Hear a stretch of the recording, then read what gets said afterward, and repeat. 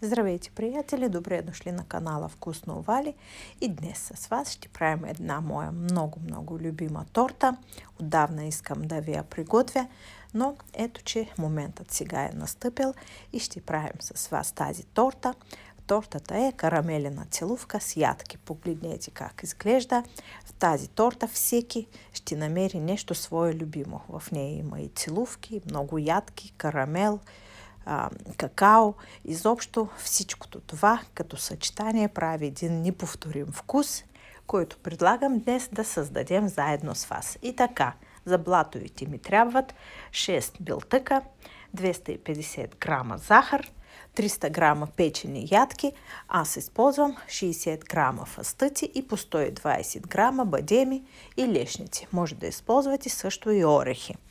Ще ми трябват и 2 супени лъжици царевично нишесте, 1/3 чайна лъжичка лимонена киселина и 1 щипка сол. Това са продуктите, които ще използвам за блатовите. И веднага да спомена и продуктите за крема. За крема ми трябват 200 грама меко краве масло, 1 консерва варено подсладено кондензирано мляко, ето така изглежда, 2 супени лъжици натурално какао, и от яйцата са ни останали жълтъците. За крема може да използваме 3-4 от останалите жълтъци, 300 мл прясно мляко, 1 супена лъжица отново царевично нишесте и 3 супени лъжици захар, в която има вече и 1 пакетче ванилина захар.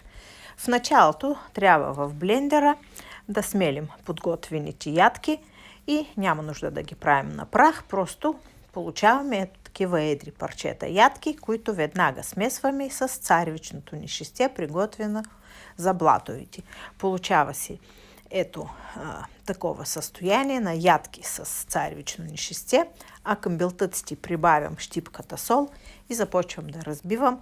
В началото белтъците се разбиват само с солта на средната скорост на миксера и трябва да получим ето такава бяла пухкава пяна, към която вече можем по-малко да сипваме захарта и продължаваме да разбиваме, като увеличаваме скоростта на миксера вече до максимума и сега разбиваме смес като за целувки. Като за целувки означава, че сместа трябва да бъде плътна, устойчива, бяла, лъскава и междувременно добавяме също така и лимонената киселина. Тя прави сместа още по-бяла, по-красива. Продължаваме да бием до състояние, така нареченото състояние на твърди, устойчиви пикови. Сега ще ви покажа това състояние. Аз винаги, разказвайки за разбити целувки, показвам всеки път и сега ще ви покажа точно. Ето, вадим перката на миксера и на нея има едни върхове, устойчиви, стабилни, държат формата. Това е състоянието на твърди пикови. Вече можем да прибавим към разбитите белтъци и смелените ядки заедно с нишестето. И започваме да разбъркваме внимателно. Смесваме ядките с разбитите белтъци и това ще е нашето тесто. Красиво, пухкаво, вкусно тесто. Ето как изглежда тестото. И сега на око примерно разделяме го на 4 части. И съм подготвила вече тавите от фурната. На 2 тави съм сложила хартия за печене и съм нарисувала върху тях кръгове с диаметър 20 см. И на 4 кръга слагам 4 части на тестото и разравнявам по очертанието на кръговите. Получават се 4 ето такива белтъчни блата. И ще ги печа всичките едновременно. Вече фурната ми е загрята до 120 градуса. Печем ги в продължение на 1 час и половина. След час и половина изваждаме и 4 изпечени вече блата. Докато са още топли, махаме хартията за печене. Оставаме така да изтиват блатовите. Внимавайте, блатовите са много крехки. И ще минем към крема. За крема, както ви казах, използваме останалите жълтъци. 3-4 бройки може да вземем.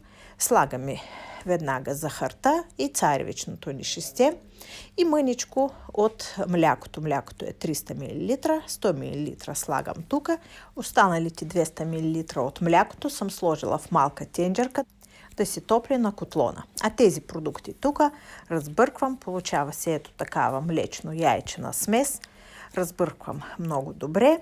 И сега това нещо трябва да прехвърля към топлото мляко. Използвам едно малко цидаче и през цидак изсипвам яйчената смес към топлото мляко.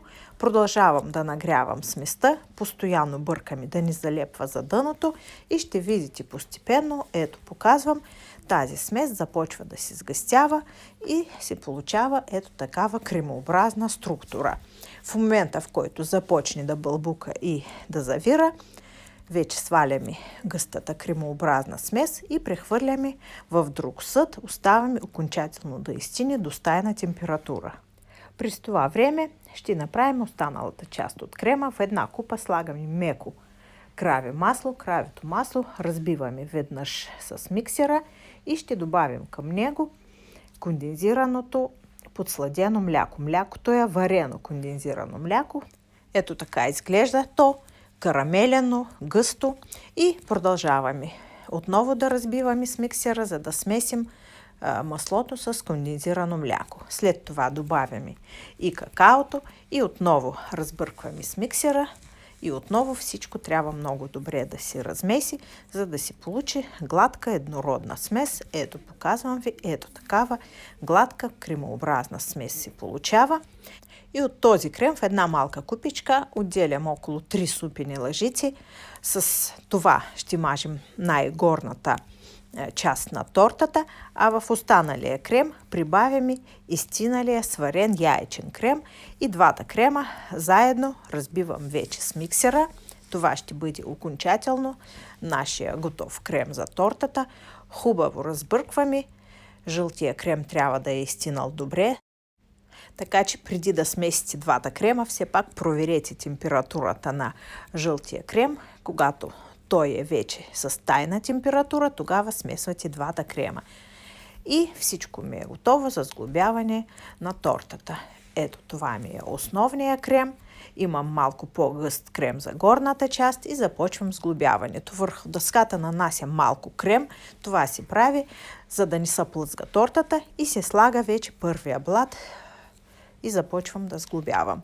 Мажа всичките блатови и слагам един върху друг, като последния блат винаги взимайте най-красивия последен блат, избираме най-красивия и го слагаме обратно с дъното нагоре, за да бъде равна повърхността на тортата. И вече тази повърхност, гладката, ще намажем с ония крем, по-гъстия, който сме отделили в малката купичка. Намазана е с крем цялата торта и остана да я украсим. За украсата правя карамел, слагам 100 грама захар на котлона да се стопява. Докато се нагрява захарта, нарязвам малко ядки, на едри парчета нарязвам. И тук ми се топи карамела. Когато цвета стане тъмен, карамелен и замирише на карамел, свалям от огъня и изсипвам готовия карамел върху хартия за печене. Разпределям да се разтече по хартията и поръсвам отгоре с нарязаните ядки. Сега, след като изстине този карамел, просто го натрушавам на по-едри такива парченца, с които ще украсявам тортата. Страните на тортата поръсвам с наситнени ядки, също така с филиран бадем, а карамелените парчета разпределям по повърхността на тортата. И в крайна сметка се получава ето тази красота, която трябва да престои поне 3-4 часа в хладилника, да се схване, да се втвърди крема, да се навлажнеят леко блатовите и след това вече може да нарежете готовата торта и да я сервирате. Аз ще я покажа сега тортата и как изглежда отвътре. Мисля, че отвън вече ви е харесала и почти сте на ръба да приготвите тази тортичка и точно за това сега ще ви я покажа и отвътре. Ето така изглежда вкусотийката и отвътре. И за тези, които вече са решили да работят с тази рецепта и да приготвят такава вкусна торта вкъщи, аз както винаги, приятели, ще оставя долу в описанието под това видео всички необходими продукти и точните им количества, за да работите по-лесно с моята рецепта. И както винаги, приятели, каня ви отново на моя канал. Заповядайте, абонирайте се за него, да не пропускате и нови интересни рецепти, гледайте и другите ми видео. видеа има много на канала Вкусно Вали. Оставайте вашите коментари, лайкови, задавайте въпросите си. Предполагам, че не ви е трудно, а на мен винаги ми е приятно да общувам с вас. Благодаря ви, приятели, че до край останахте с мен и изгледахте рецептата ми. Казвам ви до скоро и до нови вкусни срещи!